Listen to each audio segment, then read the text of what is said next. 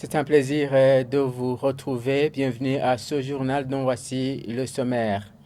Les jeunes burundais sont appelés à observer un bon comportement et à planifier pour leur avenir. Appel du chef de l'État burundais dans une séance de moralisation tenue à marge d'une croisade d'action de grâce pour ces 3 ans qu'il vient de passer à la tête du pays.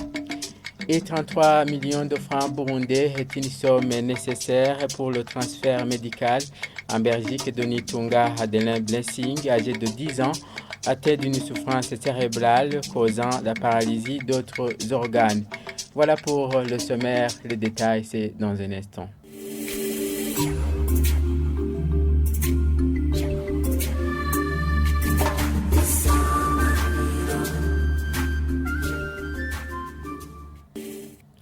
Pour ouvrir ce journal, le président burundais Evariste Ndayishimiye exhorte les jeunes à observer un bon comportement et à planifier pour leur avenir. Appel lancé au cours d'une séance de moralisation aux jeunes à Maranvia où se déroule une croisade d'action de grâce pour le 3e anniversaire du président Evariste Ndayishimiye à la tête du pays. Suivez-les, il est traduit en français par Aaron Douayesu.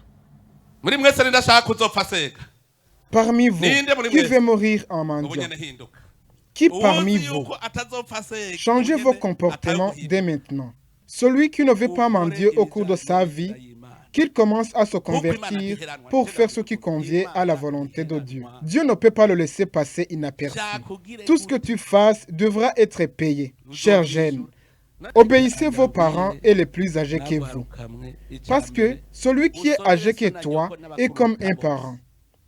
Il te conseille n'importe où il te rencontre. Est-ce que les parents d'aujourd'hui conseillent les jeunes? De nos jours, il y a des parents les plus âgés qui induisent les jeunes dans le concubinage. Nous pouvons causer une malédiction au Burundi sans toutefois le savoir. Soyez conscients de votre avenir et préparez-le, peu importe les situations. Quel que soit le chemin emprunté, soyez conscients d'où voulez-vous arriver. C'est difficile d'y arriver. Tout progrès demande de l'énergie. En page coopération, la délégation de l'Union européenne au Burundi se réjouit du rôle du Burundi en matière de maintien de la paix dans différents pays africains. Déclaration de la chargée d'affaires à l'Union européenne à l'occasion de la tenue de la 5e session du dialogue politique entre le Burundi et l'Union européenne centrée sur l'évaluation de l'état de coopération entre ces deux entités. C'était une première étape avec le début de notre dialogue politique qui est de plus en plus fructueux, de plus en plus constructif durant ces 3 dernières années, depuis qu'on a commencé le dialogue politique au début de 2021.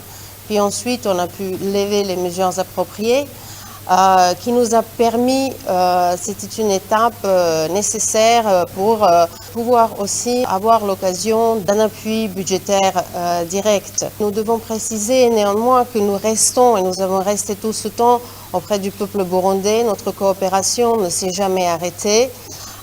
Nous intervenons dans les secteurs sociaux, dans les secteurs de la santé, l'énergie, éducation, infrastructure, dans beaucoup d'autres secteurs. Et ce qui est très important, c'est que ce dialogue politique, pendant toutes ces années, a permis aussi l'ouverture aux autres ministères sectoriels et aux autres dialogues sectoriels. Pendant nos échanges, nous avons aussi pu aborder les questions régionales, le rôle constructif de Burundi dans le cadre régional, mais aussi la situation internationale. Et je tiens à souligner notre position vers l'invasion, l'agression de la Russie en Ukraine. L'Union européenne a pu élaborer la stratégie renouvelée de l'Union européenne dans la région des Grands Lacs, qui montre que notre intérêt se trouve ici, dans cette région, au Burundi, à côté du Burundi, à l'est de la RDC, Ouganda et Rwanda, la région des Grands Lacs, mais aussi le continent africain. Poursuivons ce journal, la mise en place d'un fonds d'appui du secteur minier et des sanctions pour ceux qui tenteraient de cacher des minerais Voilà quelques-unes des innovations contenues dans le projet de loi du Code minier analysé par l'Assemblée nationale en début de cette semaine. Ibrahim Ouizeye, ministre ayant les mines dans ses attributions, a précisé que les articles irrelatifs seront révisés. Mireille Kanyang.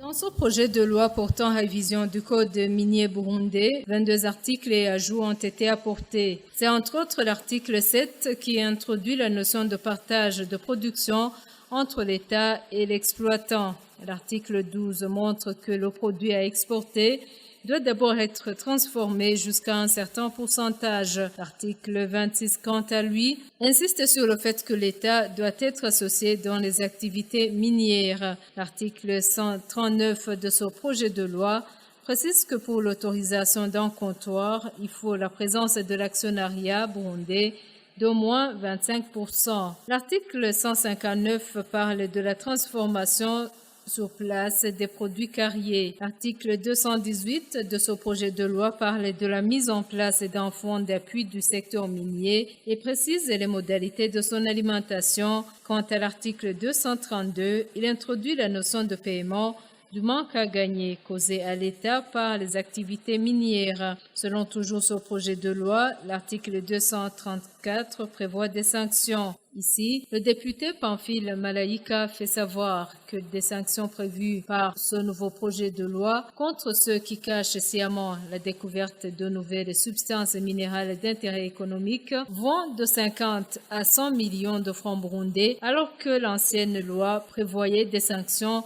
allant de 200 à 500 millions de francs burundais. Il propose que l'on revienne sur ces sanctions. Sur ce, Ibrahim Ouizeye, ministre ayant les mines dans ses attributions, répond par la positive. Il fait d'abord référence aux pompes sur les stations-service où il fait savoir que les quantités servies ne sont pas celles demandées. Quant à l'article 257, il parle de la gestion des sociétés qui ont été suspendues et de la gestion de la société régie par l'ancien code de 1976.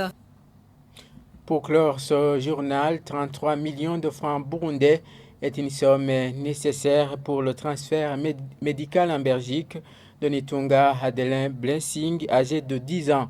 Sa mère, Nivasumba Adeline, informe qu'il a une souffrance cérébrale qui cause la paralysie des autres organes et demande au bienfaiteur d'appuyer financièrement pour sauver sa vie. Didi Gaimbaye pour les détails.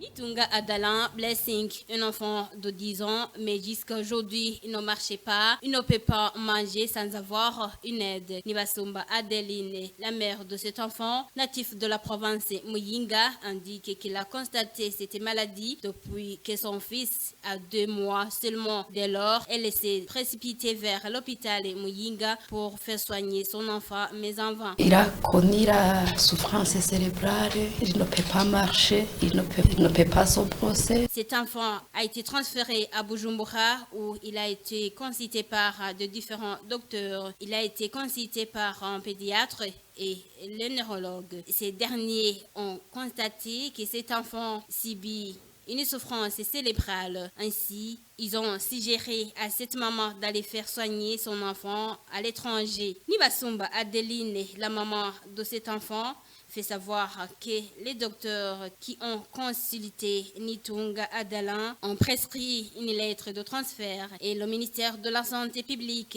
a fait le rapport médical pour que cet enfant puisse aller se faire soigner à l'étranger. Les médecins ont vu que l'enfant peut aller dans les centres spécialisés. Et ils m'ont conseillé que l'enfant doit aller en Belgique ou en France pour se faire soigner et les prises en charge appropriées.